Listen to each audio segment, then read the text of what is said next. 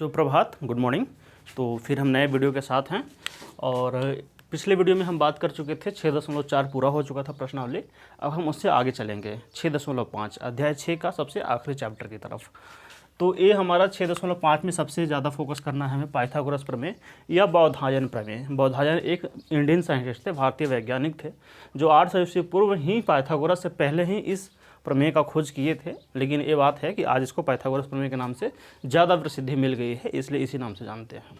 तो पाइथागोरस प्रमेय क्या कहता है कि किसी भी समकोण त्रिभुज के कर्ण का वर्ग उसके शेष दो भुजाओं अर्थात लंब के वर्ग और आधार के वर्ग के योग के बराबर होता है। पाइथागोरस प्रमेय है कि किसी समकोण त्रिभुज के कर्ण का वर्ग, समकोण त्रिभुज के कर्ण का वर्ग उसके शेष दो भुजाओं में लंब और आधार आएगा, शेष दो भुजाओं के वर्ग के दो भुजाओं के वर्ग के योग के बराबर होता है, योग के बराबर होता है।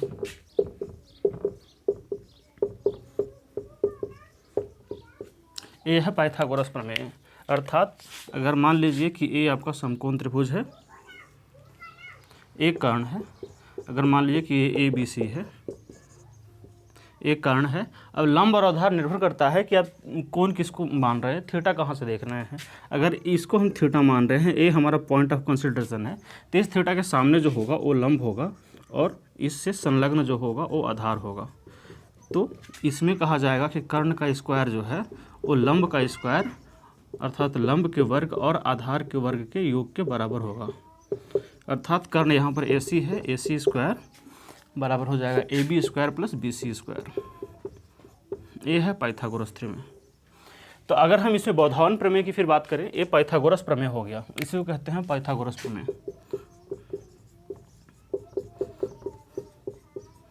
पाइथागोरस प्रमेय का एक और है, ये पाइथागोरस प्रमेय का भाग 1 है। दूसरा भाग क्या कहता है कि यदि किसी बिंदु से नहीं, समकोण बनाने वाले बिंदु से, ये समकोण यहाँ पर B बन रहा है, कोई भी नाम हो सकता है। अगर मान लीजिए कि यहाँ पर देखिए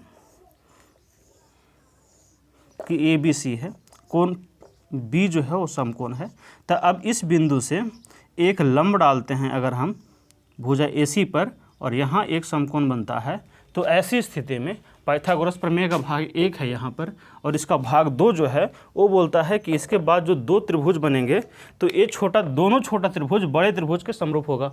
दोनों जो छोटा त्रिभुज है वो बड़े त्रिभुज के समरूप होगा।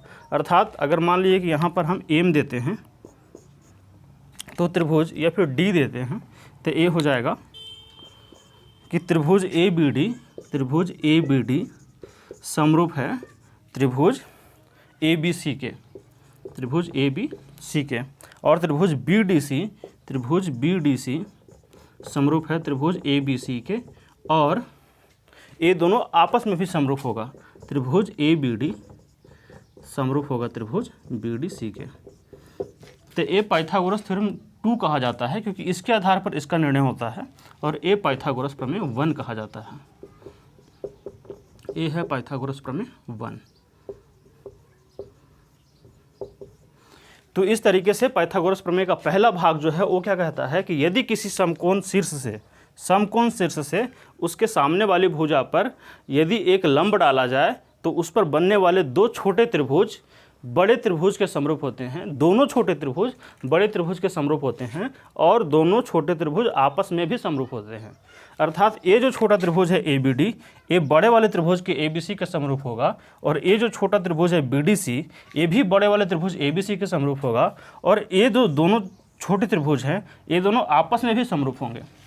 तो ये है पाइथागोरस प्रमेय का थ्योरम का पार्ट 1। पार्ट 2 कहता है कि कर्ण का वर्ग जो है वो लंब का वर्ग और आधार के वर्ग के बराबर होता है। अब ठीक यही थ्योरम, ये जो थ्योरम है ये भी बौधायन प्रमेय में ठीक यही कहा गया है, लेकिन उसकी भाषा अलग है। उसकी भाषा हम देखते हैं क्या है।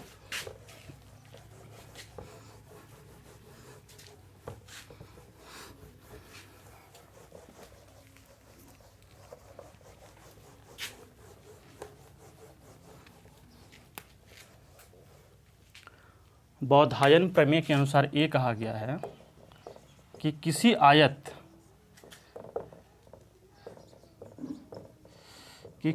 आयत के विकर्ण पर बने वर्ग का क्षेत्रफल, किसी आयत के विकर्ण पर बने वर्ग का क्षेत्रफल, विकर्ण पर बने वर्ग का क्षेत्रफल, विकर्ण पर बने वर्ग का क्षेत्रफल उसके दो भुजाओं या लंबाई या चौड़ाई जो बोलिए, उसके लंबाई एवं चौड़ाई पर बने वर्ग के, चौड़ाई पर बने वर्ग के क्षेत्रफल के योग के बराबर होता है, क्षेत्रफल के योग के बराबर होता है।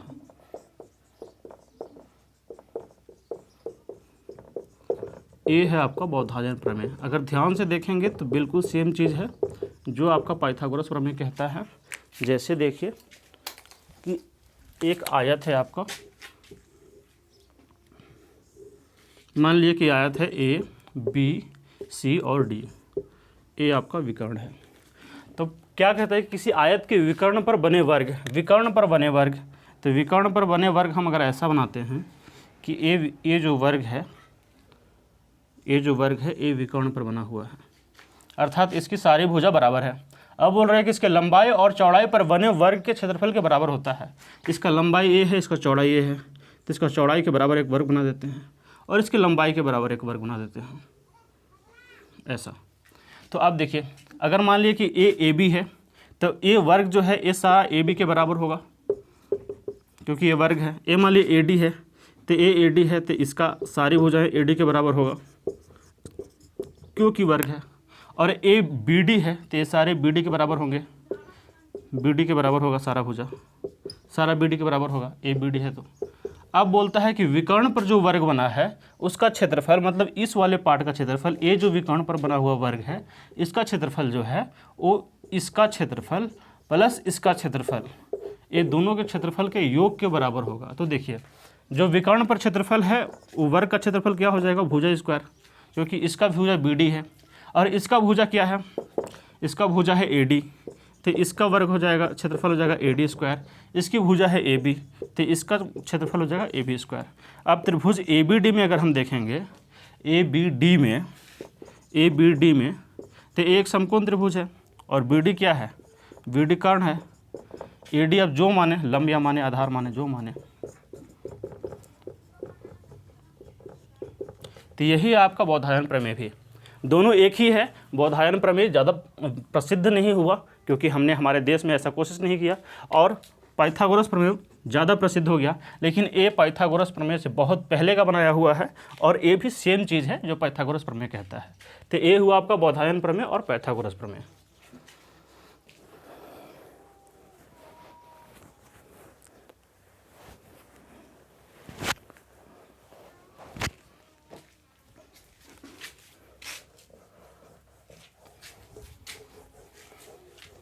दोनों सेम ही चीज़ है, दोनों को कभी कभी एक ही अलग अलग नामों से जाना जाता है, लेकिन है एक ही चीज़।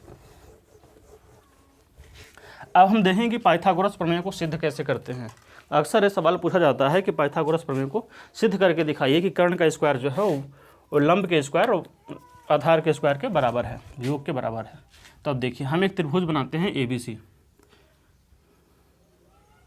ए है 90 डिग्री, यहाँ याद रखना है कि ए है 90 डिग्री।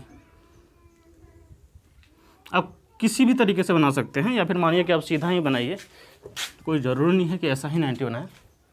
मान लीजिए कि हम ऐसा ही बनाते हैं। ए है समकोण त्रिभुज, ऐसा ए है, बी है और सी है। तो पाइथागोरस का पहला प्रमेय जो है वो कहता है कि ए समकोण त्रिभुज है, समकोण शीर्ष है, इससे एक लंब डालेंगे सामने वाली भुजा पर। अब अगर यहाँ पर डी बिंदु बनाए तो ए एक लंब है। तो ये जो दोनों त्रिभुज होंगे, छोटे वाले जो त्रिभुज होंगे वो आपस में भी समरूप होंगे, और ये छोटा वाला त्रिभुज बड़े वाले त्रिभुज के भी समरूप होगा, ये छोटा वाला त्रिभुज ये भी बड़े वाले त्रिभुज के समरूप होगा। तो हमको बस यहीं से चलना है और हमें सिद्ध करना है कि कर्ण का वर्ग जो होता है वो लंब का वर्ग और आधार के वर्ग के योग के बराबर होता है।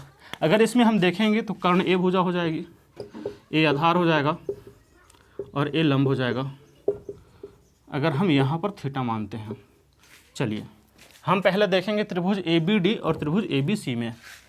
त्रिभुज ABD समरूप है त्रिभुज ABC के, ये दोनों त्रिभुज समरूप है।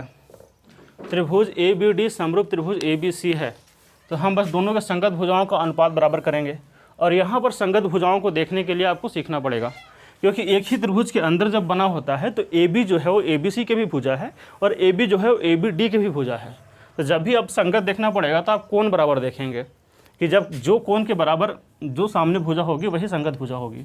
जैसे ABD में 90 डिग्री यहाँ है, तो ABD के लिए AB जो है वो कर्ण है। त्रिभुज ABD में 90 डिग्री A है और त्रिभुज ABC में 90 डिग्री यहाँ है।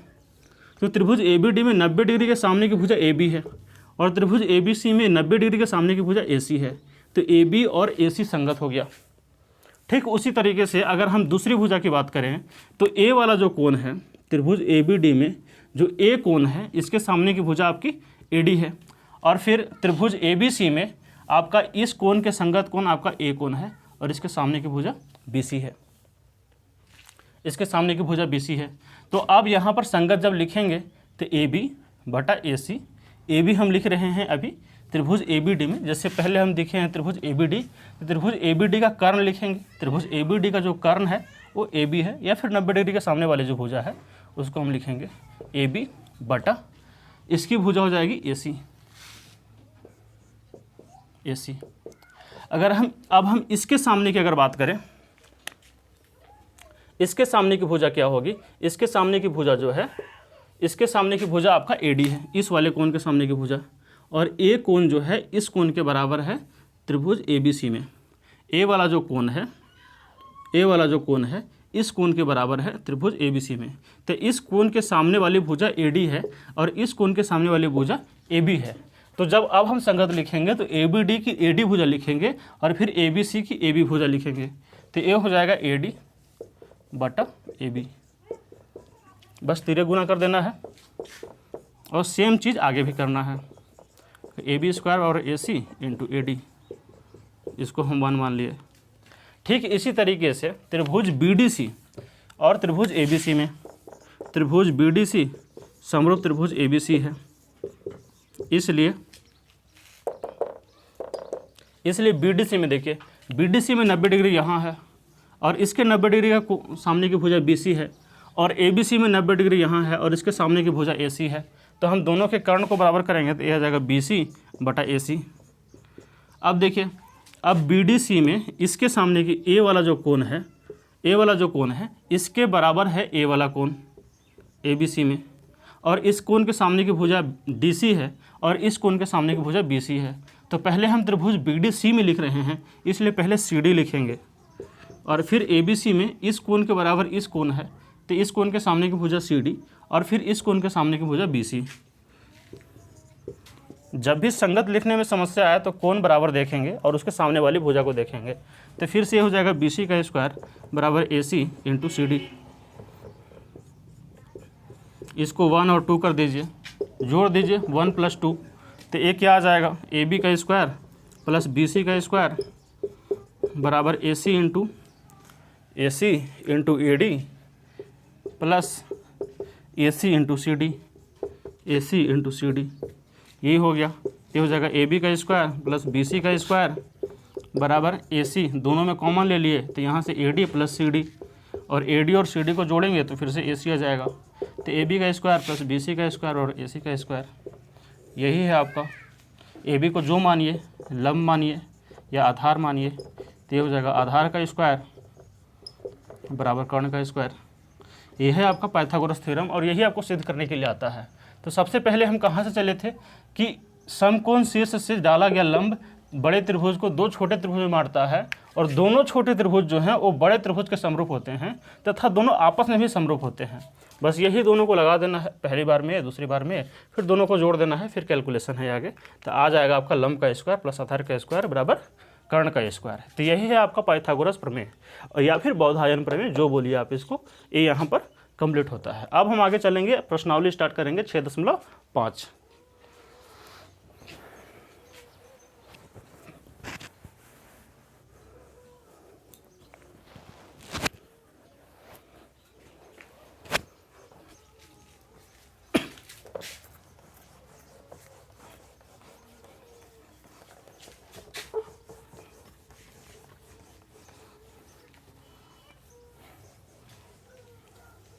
प्रश्नावली 6.5।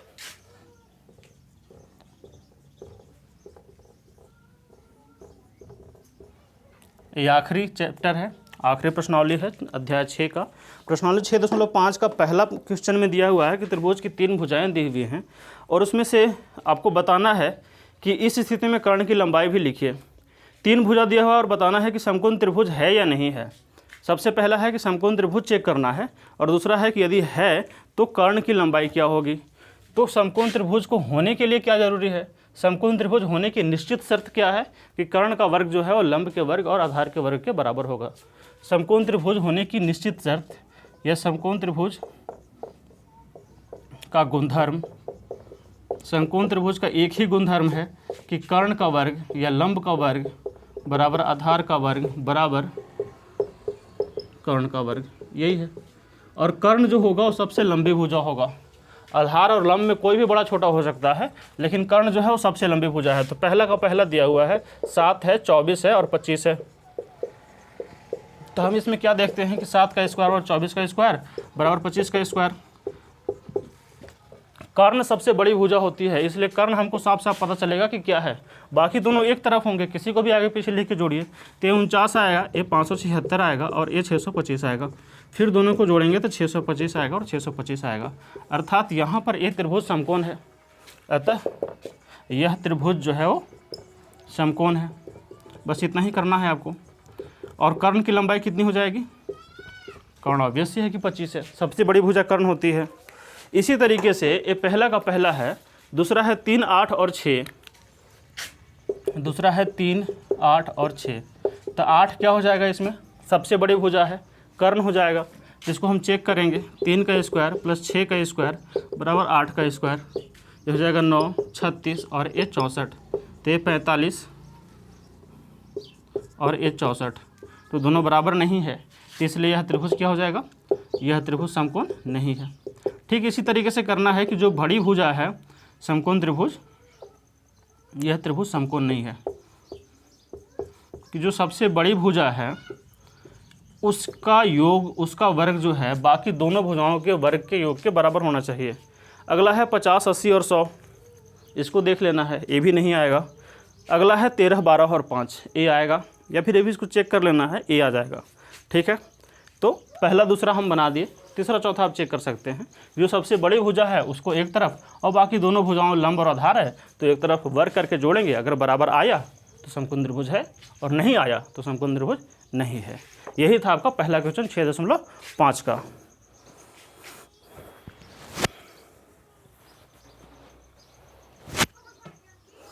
आगे है question number 2। P Q R एक समकोण त्रिभुज है जिसका कोण P समकोण है तथा क्यू आर पर बिंदु M इस प्रकार स्थित है। क्यू आर पर बिंदु M इस प्रकार स्थित है कि PM लंब क्यू आर है। देखिए क्वेश्चन नंबर 1 हो गया है।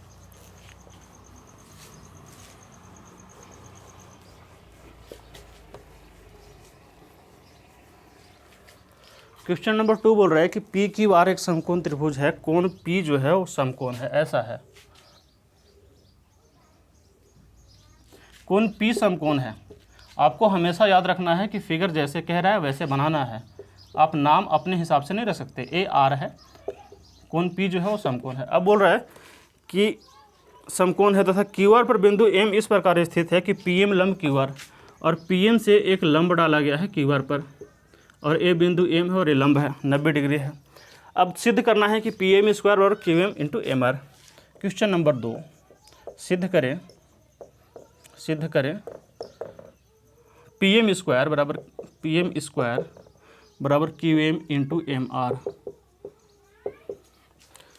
देखिए आपको पाइथागोरस प्रमेय का पहला नियम याद रखना है कि यदि किसी समकोण त्रिभुज के 90 डिग्री वाले शीर्ष से यदि सामने वाली भुजा पर लंब डाला जाए तो ये जो दोनों छोटे छोटे त्रिभुज होते हैं वो आपस में भी समरूप होते हैं और दोनों छोटे त्रिभुज बड़े वाले त्रिभुज के भी समरूप होते हैं।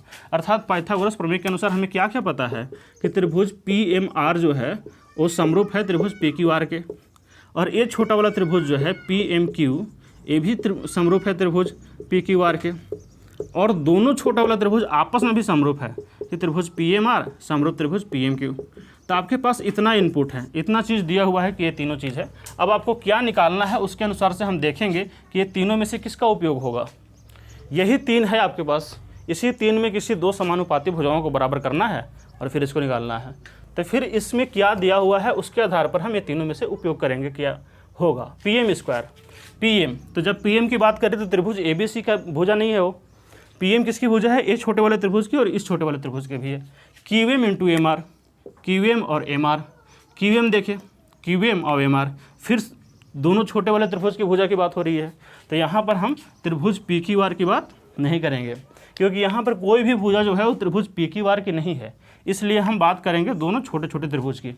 ठीक है, अब इसकी संगत भुजाओं को बराबर कर देंगे कि त्रिभुज पी एम आर जो है वो समरूप है त्रिभुज पी एम क्यू के। अगर दो त्रिभुज समरूप है तो उसके सभी संगत भुजाओं का अनुपात बराबर होगा।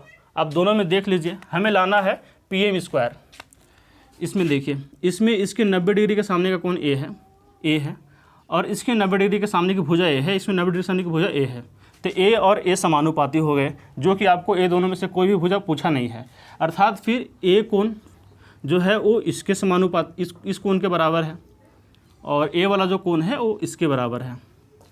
आप देख लीजिए कि यहाँ पर जैसे कि ए अगर 90 डिग्री हो गया तो इसको मिलकर 90 होना है, और फिर यहाँ पर ए 90 हो गया तो इसको मिलकर 90 होना है।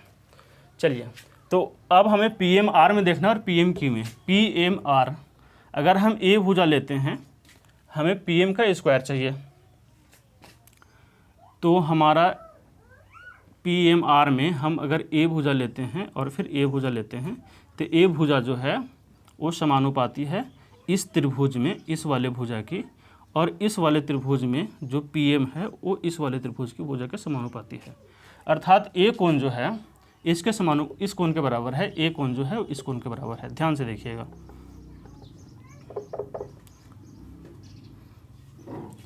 ए कोण जो है इसके समानुपाती है और ए कोण जो है इसके समानुपाती है।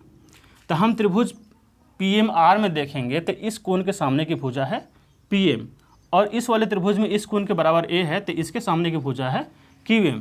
तो ये हो जाएगा पी एम बटा क्यू एम बराबर, अब इस वाले त्रिभुज में अगर हम इस कोण की बात करें तो ए वाला कोण जो है वो इस कोण के बराबर है। तो इस कोण के सामने की भुजा है एम आर, इस कोण के सामने की भुजा है एम आर, और इस कोण के बराबर है आपका ए कोण, तो इस कोण के सामने की भुजा है पी एम। जब भी संगत भुजा पहचानने में समस्या हो तो आप ये देख लीजिए कि कौन सा कोण किस कोण के बराबर है। ए कोण जो है इस कोण के बराबर है, ए कोण जो है इस कोण के बराबर है, तो इसके सामने की भुजा और इसके सामने की भुजा समानुपाती होगी। फिर ए कोण जो है इस कोण के बराबर है, इसलिए इसके सामने की भुजा और इसके सामने की भुजा समानुपाती होंगी, बस। और फिर यहाँ से तिर्यक गुना कर दीजिए, तो ये हो जाएगा पी एम का स्क्वायर बराबर Q M into M R. यही लाना था। तो आपको जो लाना है हम वही त्रिभुज की सबसे पहले लेकर चलेंगे और फिर समानुपाती भुजा निकाल लेंगे कि कौन से समानुपाती भुजा होता है, और उसके हिसाब से जो लाना है वो आ जाएगा।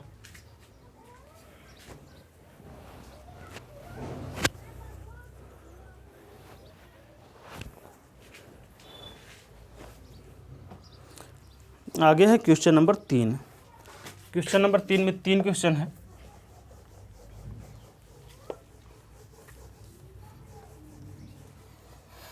क्वेश्चन नंबर 3 में है कि एक आकृति है 6.53 ABD एक समकोण त्रिभुज है, दिया हुआ है, इसमें ऐसा है ABD।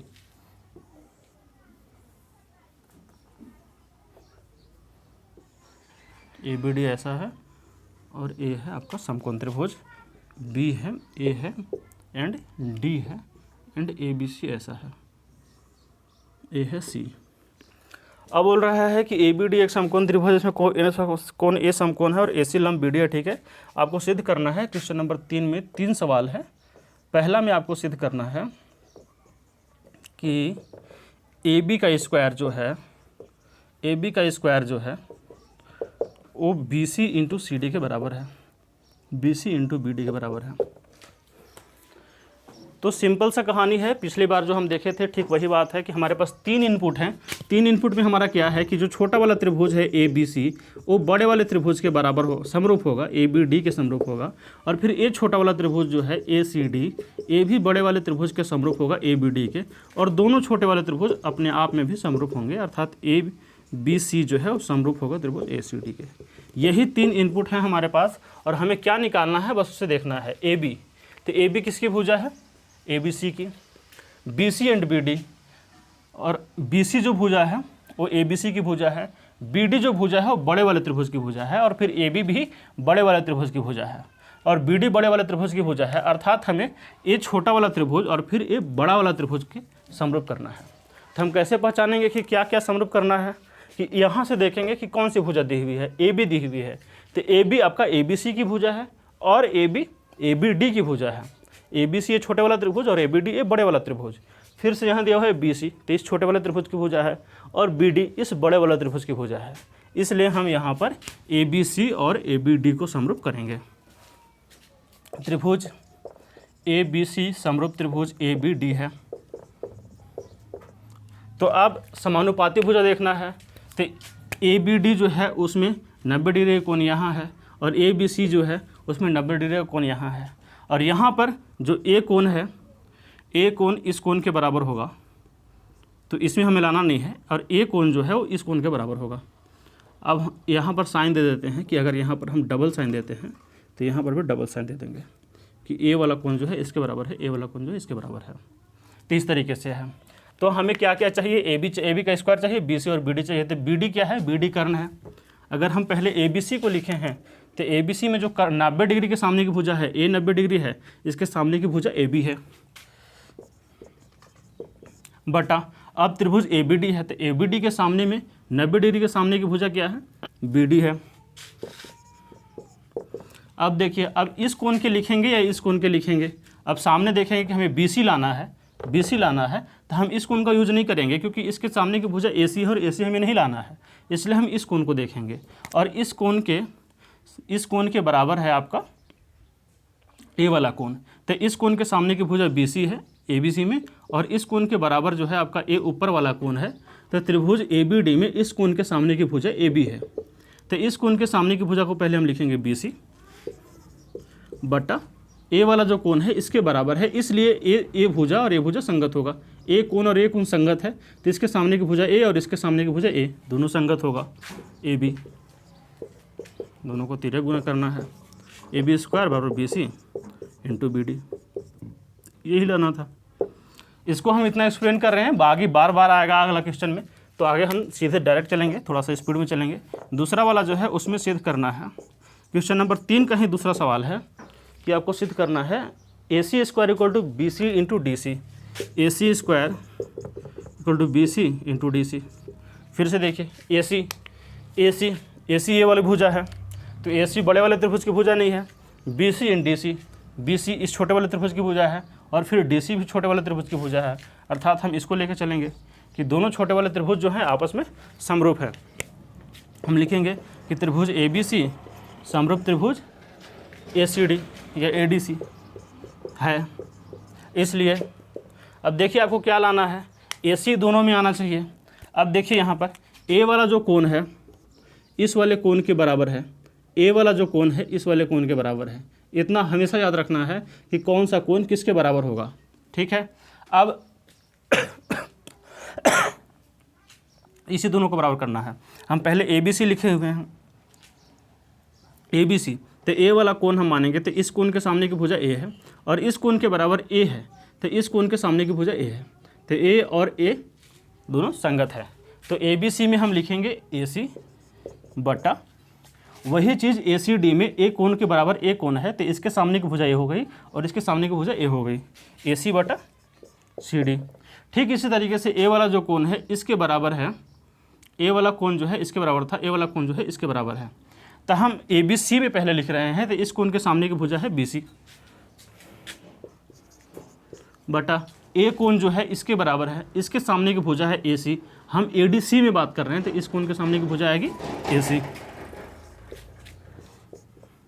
दोनों को तिर्यक करना है, तो हो जाएगा AC स्क्वायर बराबर BC इंटू CD या DC, जो बोलिए आप, यही लाना था। तीसरा वाले में बोल रहा है कि AD square equal to BD into CD। तीसरा का ही तीसरा क्वेश्चन है, इसमें क्या सिद्ध करना है कि AD square equal to BD into CD, कि AD का square equal to BD into CD। AD देख लीजिए, AD आपका ए छोटा वाला त्रिभुज और ये बड़ा वाला त्रिभुज की भुजा है, तो आपको ए वाला करना है ACD और त्रिभुज ABD। ये त्रिभुज ACD समरूप त्रिभुज ABD है, तो बस लिख देना है दोनों का। अब संगत भुजा दिखने आप लोग लिखने सिखा दिए हैं आप लोग को, तो आप देखिए पहले हम लिखे हैं ACD, तो ACD में अगर हम समकोण देखते हैं तो ए वाला समकोण है, इसके सामने का कोण ए, इसके सामने की भुजा ए है, और इसमें आपका समकोण ए है, इसके सामने की भुजा BD है, तो ये हो जाएगा AD बटा BD। और दूसरा संगत भुजा को जब हम बराबर करेंगे ये हो जाएगा CD बटा AD। बस दोनों को तिरे गुना करना है, तो ये हो जाएगा AD का स्क्वायर बराबर CD इंटू BD। ऐसा क्वेश्चन बार बार आएगा आपको इस चैप्टर में विशेषकर कि दो समरूप त्रिभुज हैं और उसके संगत भुजाओं का अनुपात बराबर करना है। और संगत भुजाओं में कभी भी कंफ्यूज नहीं होना है कि कौन सा भुजा किसके संगत है। जब भी इसमें समस्या आ रही है तो आप कोण को बराबर देखिए, या फिर समकोण त्रिभुज की ही बात होगी मैक्सिमम, तो आप इसको एक ध्यान से देख सकते हैं कि ए वाला जो कोण है इस वाले कोण के बराबर होता है, ए वाला जो कोण है इस वाले कोण के बराबर होता है। बस यही देखना है, बाकी समकोण तो पता चल ही रहा है कि कौन समकोण है और किसके बराबर होगा। बस इतना याद है तो बराबर कोण वाले के सामने वाली भुजा संगत होगी, उसका अनुपात बराबर करना है। ये हो गया क्वेश्चन नंबर 3। इसमें अगर आपको कोई डाउट है तो ज़रूर बताइएगा। लिखने के लिए आप रोक सकते हैं वीडियो को, या फिर आप स्क्रीनशॉट ले लें, बाद में नोट करें।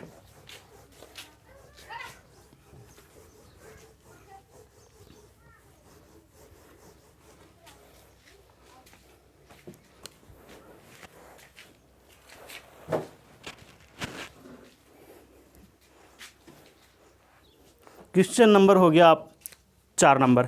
चौथा नंबर क्वेश्चन है कि ABC एक समद्विबाहु त्रिभुज है जिसका कोण C समकोण है। ABC एक समद्विबाहु त्रिभुज है जिसका कोण C समकोण है। ABC मान लीजिए कि ऐसा त्रिभुज है ABC जिसका कोण C समकोण है, तो कोण C समकोण है ABC। तो समद्विबाहु होने का सीधा सा अर्थ है कि ये दोनों बराबर होंगे, क्योंकि कर्ण वाली भुजा जो है वो हमेशा सबसे बड़ी होती है, तो ये दोनों भुजा बराबर होंगे। अब आपको सिद्ध क्या करना है कि AB स्क्वायर और 2AC स्क्वायर सिद्ध करना है। क्वेश्चन नंबर 4 में सिद्ध करना है AB स्क्वायर और 2AC स्क्वायर। बहुत साधारण सा क्वेश्चन है। 2AC स्क्वायर हमें पाइथागोरस प्रमेय का दूसरा वाला थ्योरम लगा देना है कि कर्ण का वर्ग बराबर लंब का वर्ग प्लस आधार का वर्ग। हम जानते हैं कि कर्ण का वर्ग बराबर लंब का वर्ग प्लस आधार का वर्ग, और ये जो आकृति दिया हुआ है उसमें कर्ण क्या है, AB है, लंब क्या है, AC है, किसी को भी मान सकते हैं आप, AC है, और आधार है BC। अब यहाँ पर ABC एक समद्विबाहु त्रिभुज है। चूँकि ABC एक समद्विबाहु त्रिभुज है, चूँकि ABC एक समद्विबाहु अर्थात दो भुजा इसके बराबर हैं, समद्विबाहु त्रिभुज है, इसलिए क्या होगा कि AC जो है वो BC के बराबर होगा। इसलिए हम BC को यहाँ पर समीकरण 1 में रख देंगे, इसलिए AB square over AC square, BC के बराबर हम AC को रख देंगे तो AC स्क्वायर हो जाएगा AB का स्क्वायर बराबर 2AC का स्क्वायर। बस यही करना था। साधारण से हम मान लिए कि लंब का स्क्वायर और कर्ण का स्क्वायर और लंब का स्क्वायर प्लस आधार का स्क्वायर, और समद्विबाहु दिया हुआ है अर्थात AC बराबर BC दिया हुआ है, तो बस BC पर AC रख देना है और जोड़ देना है। यही क्वेश्चन था। ये क्वेश्चन नंबर 4 है।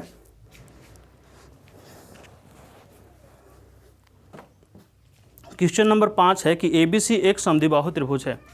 फिर से बोल रहा है कि ABC एक समद्विबाहु है और AC बराबर BC है। ठीक ऐसा ही बताया है कि ABC एक समद्विबाहु त्रिभुज है जिसमें AC बराबर BC है। यदि AB बराबर AB स्क्वायर पर 2AC स्क्वायर, तो सिद्ध कीजिए कि ABC एक समकोण त्रिभुज है। ठीक उल्टा किया हुआ है क्वेश्चन, फिगर यही रहेगा। इससे पूछा है कि समद्विबाहु त्रिभुज है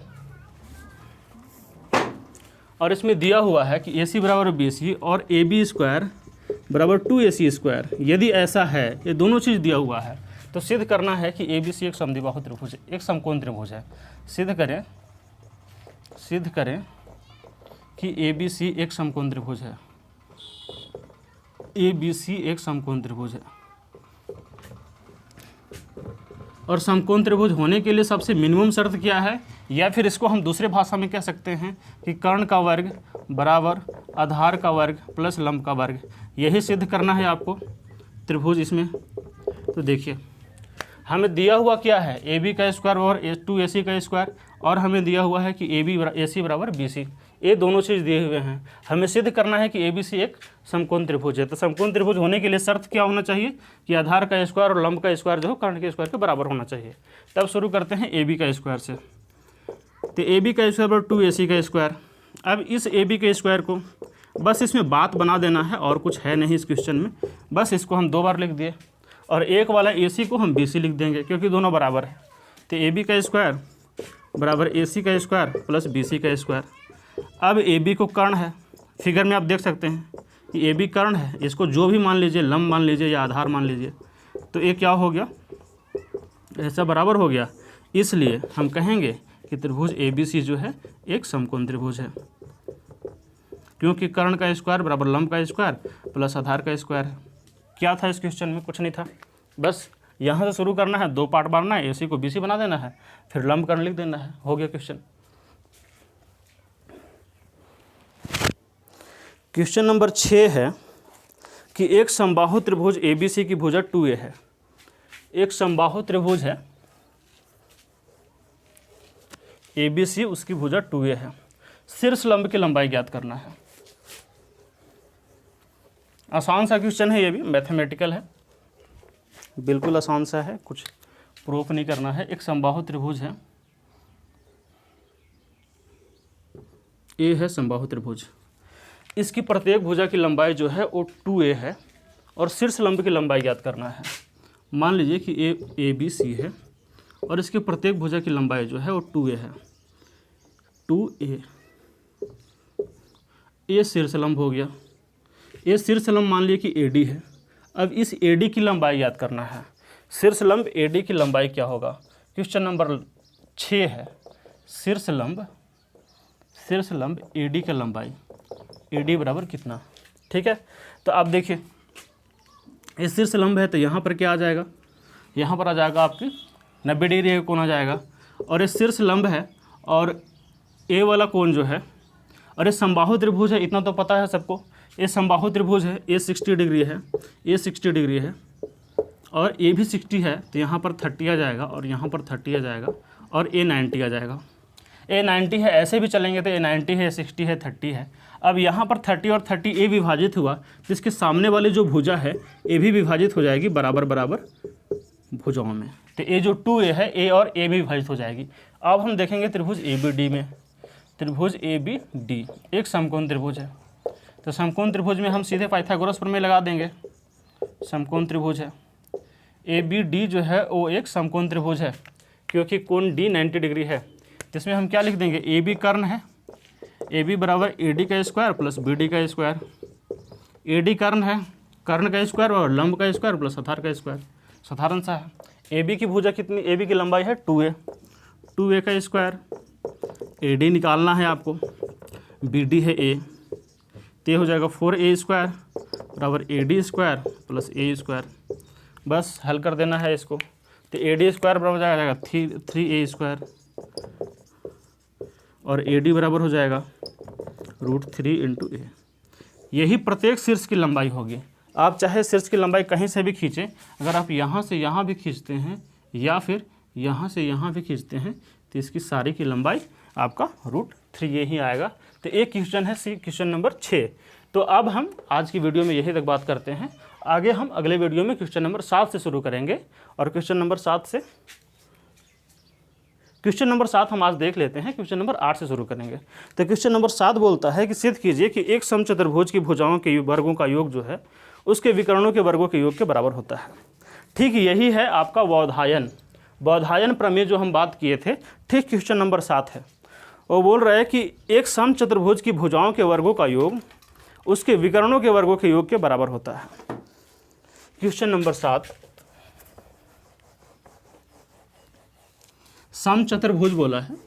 तो समचतुर्भुज में चारों भुजाएं बराबर होना कंडीशन है। एक समचतुर्भुज में चारों भुजाएं बराबर होती हैं। सारा कोण 90 डिग्री हो भी सकता है और 90 डिग्री नहीं भी हो सकता है। ए है आपका एक समचतुर्भुज ABCD। आपका समचतुर्भुज ऐसा भी है जो ए भी समचतुर्भुज होगा, ठीक है। हम किसी को कंसीडर कर सकते हैं, इसको कंसीडर करके चलना आसान रहेगा, इसलिए हम ऐसा लेते हैं कि समचतुर्भुज ABCD है। अब इसमें बोल रहा है कि इसमें एक विकर्ण जो है, कोई भी एक विकर्ण ले लीजिए AC। अब इसके विकर्ण बोल रहे हैं कि विकर्ण के वर्गों के योग के बराबर होता है, भुजाओं के वर्गों का योग उसके विकर्ण के वर्गों के योग के बराबर होता है। साधारण सी बात है।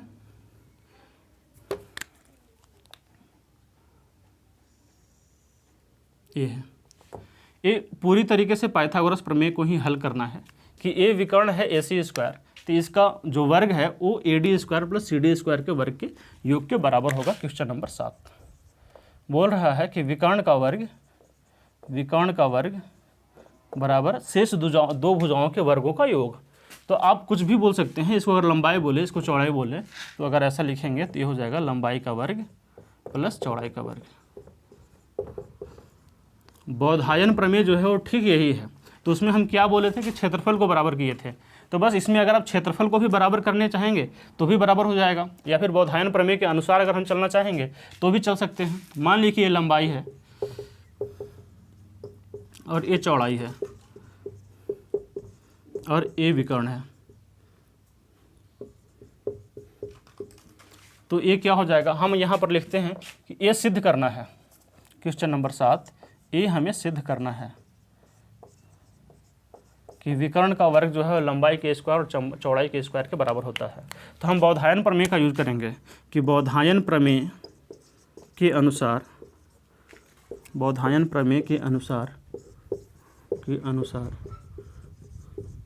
किसी हर एक आयत एक समचतुर्भुज नहीं है, लेकिन हर समचतुर्भुज एक आयत होता है। हर समचतुर्भुज एक आयत होता है, इसलिए यहाँ पर हम लिख सकते हैं कि बौधायन प्रमेय के अनुसार किसी आयत के विकर्ण का वर्ग का क्षेत्रफल किसी आयत के विकर्ण पर बने वर्ग का क्षेत्रफल, विकर्ण पर बने वर्ग का क्षेत्रफल अन्य दो भुजाओं के वर्ग लंबाई एवं चौड़ाई